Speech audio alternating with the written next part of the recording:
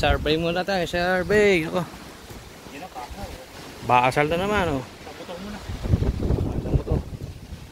May video ko muna. Ayan. Hindi mo tayo. Isa pagkakamali yun.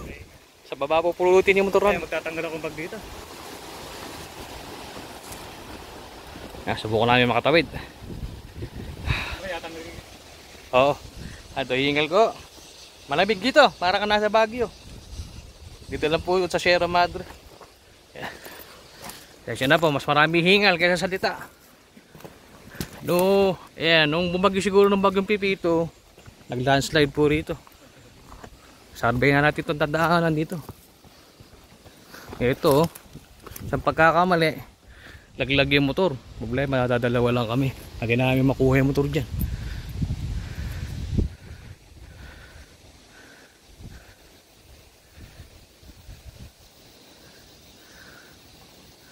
Pwede pa tata. Oh, hindi na mo. Bangin, tsaka bangin eh oh. Medyo alanganin. Kalanganin to.